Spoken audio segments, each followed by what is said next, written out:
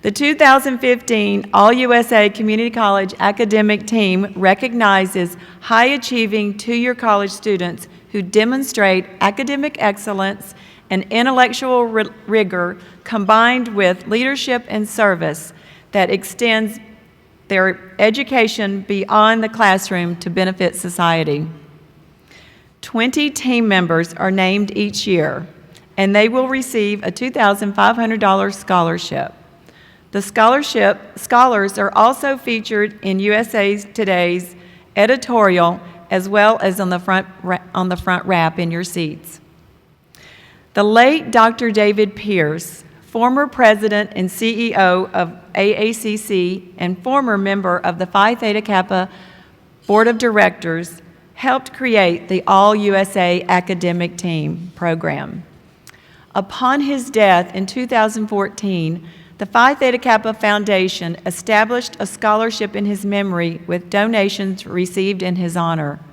The recipient is the All-USA member chosen to present and speak on behalf of the team and will receive an additional $1,000 scholarship.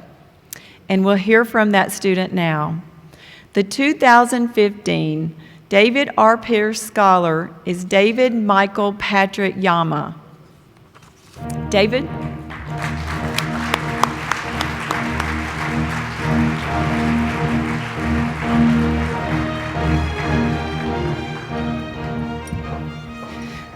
Good morning, everyone. My name is David Yama, and words cannot describe how honored I am to be here today as a member of the All-USA Academic Team, a New Century Scholar, and to be selected as Phi Theta Kappa's Pierce Scholar. Today, I want to talk about the notion of gifted. Recently, someone said to me, "We know you're a gifted individual." I know this was said with the best of intentions. However, it stirred up bad memories. I grew up on the Washington coast in a very small beach town that was sustained by money in the summers. The rest of the year, it was a ghost town. My family was poor, and in my hometown, it meant you sat in the back of the classroom and sat at your own table in the lunchroom. It was very difficult to be poor and popular. At times, the 7 of us lived in places no larger than a one-bedroom apartment. Difficulties at home were reflected in my performance at school, and the teachers made a quick, discouraging assessment of my abilities, about as far from gifted as you can get. Teachers didn't waste their time trying to teach me. I was a straight F student, told by my school counselor, "You should just drop out. You'll never graduate." I took my counselor's advice at 14 and dropped out of high school. Not because I didn't enjoy learning or didn't have big dreams, but because I knew I had to take a different route to escape what others thought of as my destiny. At 15, I found my way out, a historical sailing vessel, the Lady Washington. The ship came through our port every once in a while, and I had been on board as a child, and a few times crew members had told me I should come back and sail with them someday. After I dropped out and saw Lady Washington back in port, I pleaded with both my mother and the captain to let me serve as a volunteer. After weeks of convincing, they both gave in at the last minute, and I sailed away with nothing more than the clothes on my back. I continued to work on boats here and there for the next few years, and even landed a job on the set of Master and Commander as crew of the HMS Rose. But these jobs were always short-term, and with the exception of the film, they didn't pay squat. When I moved to Seattle with my savings from the film, even my frugal way of living soon outstripped the money that I could bring in. Without a formal education or a work history relevant to landlubbers, I found myself in jobs that weren't really leading me anywhere. I couldn't settle for a life eked out paycheck to paycheck, and by 25, I'd realized that only a formal education would grant me better opportunities. Coworkers and friends often told me how school takes money, and that you need to make sure that you would have enough before you begun. School's expensive, they'd say. So I tried saving up money. Well, I tried. By 27, I hadn't saved up much, but I put my foot down and told myself that I just had to go for it. So I went down and enrolled in GED classes at South Seattle College. I was blessed to have an instructor who was deeply involved with her students, Jane Harness, who encouraged us to not only go for a GED, but to sign up for financial aid and enroll in college. So I did. I took her advice, applied for the FAFSA, and took the Compass test immediately after passing my GED exam. I was placed in English 101, developmental math, and by my choice, cell biology.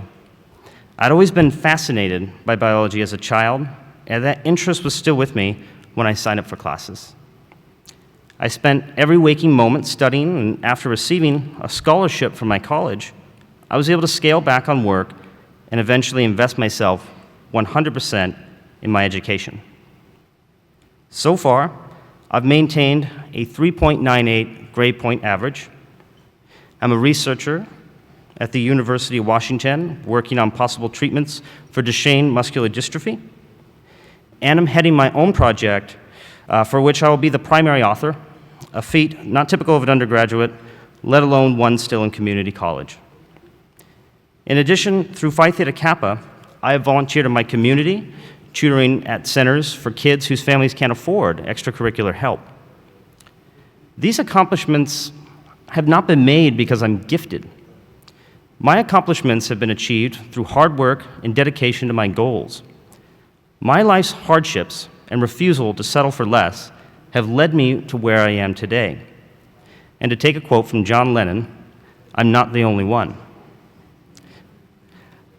Since taking classes at South Seattle College, I've met astonishing non-traditional students, some with families and jobs, trying to survive while getting their education. Many of them dropouts like me, deemed unworthy and untalented early on. Many of them with a tale to tell and hardships that have helped mold them into amazing individuals. Many of them back in school, not merely to return to the workforce with a certificate, as they have been told is realistic for someone of their age and background, but who are pursuing a degree in the sciences like myself and are flourishing. I don't believe that any of us are necessarily gifted. A gift comes to the recipient without effort, and effort and dedication are the foundations we've built on. The only gifts we have been given are the encouragement, validation, and support that we've received from faculty and advisors at our colleges, especially those in Phi Theta Kappa. Day in and day out, they confirm to us that we can acquire a degree and really make something of ourselves. My college, Phi Theta Kappa, and the sponsors that make this program possible are telling me I can do this. I can be something and succeed. That is what has changed for me, not who I am or my abilities. Last year, as a personal project, I began writing a grant proposal for funding scholarships for non-traditional students pursuing STEM degrees. In my research for the proposal, I learned that community college students now outnumber four-year university students in the United States, and that the average age of a community college student is around 30 years of age. The number one reason why a community college student does not complete their degree isn't due to a lack of intelligence or talent, or even determination and drive. It's because they cannot afford to continue their education, plain and simple. Scholarships like those being awarded here today change those circumstances. The spotlight is on us right now, but that spotlight needs to grow in order to shine light upon many more who are persevering in the shadows. I guarantee you that if our communities expand their donations and investments into causes like this, you will find more and more individuals like those you have honored here in this room today. By helping fund students like us and giving us the encouragement we lacked early on in our academic lives, you are investing in the scholars of tomorrow. You are making dreams become reality. Again, I am deeply honored for this recognition, and on behalf of the scholars in the room today, I would like to thank the Follett Higher Education Group, USA Today, the American Association of Community Colleges, Phi Theta Kappa, the Coca-Cola Foundation, the Coca-Cola Scholars Foundation, the David Pierce family, the amazing faculty and advisors who have supported us, and all those who have placed their confidence in us. Thank you.